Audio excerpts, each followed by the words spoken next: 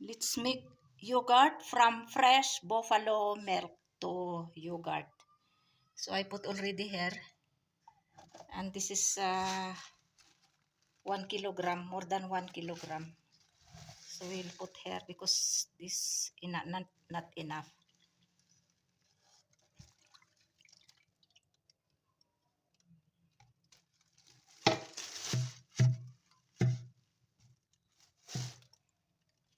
So we'll cover.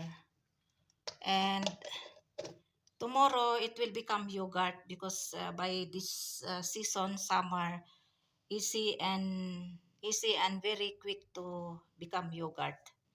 So time check is 11 a.m. and tomorrow inshallah the same time it will become yogurt. And this is a very tasty organic yogurt because there is no what you call this, it's natural compared to commercial yogurt. I think they're adding some like sugar or something like that. So this is natural. There is no added water also. So we keep this one in warm place. So it will become yogurt immediately until tomorrow the same time. Yogurt is already ready to eat. This I make yesterday. I set aside yesterday the same time. So this for my lunch I eat only with white rice and this yogurt. And this yogurt you can make also raita. Then if especially when you are cooking biryani, this is good for biryani partner raita. But this raita you can mix with chopped onions, tomatoes. Then you can put also what you call this cucumbers, and then parsley or coriander leaves. Reta, we call it reta here. So I'll put here and I will taste. Yan. Oh.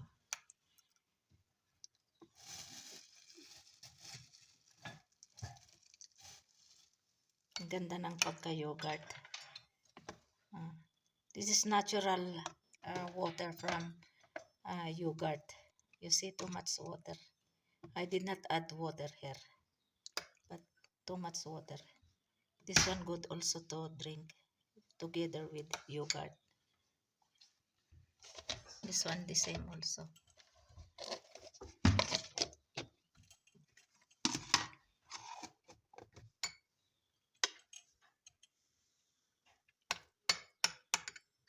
Now like that to eat.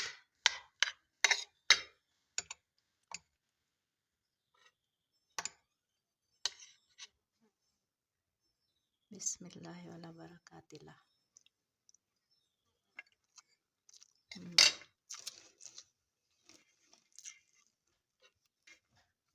Very tasty.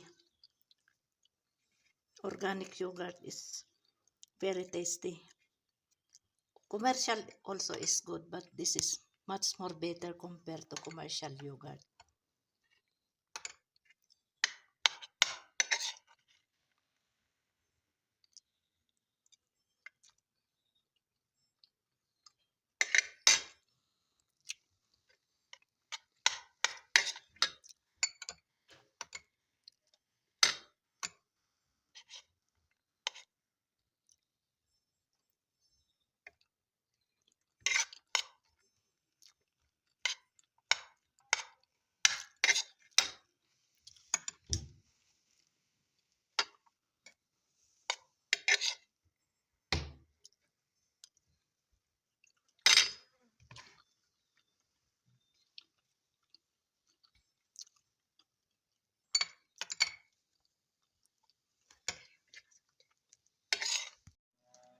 Done my lunch. Alhamdulillah. And for them, I cooked last night is mutton curry with potatoes, yung kurbani, and then with chapatis. But this only extra for morning, so I have to make more for them, for my husband, for Langga, for Fahad and Fatma. They can eat also rice with this yogurt. Very tasty yogurt, really. Very sweet.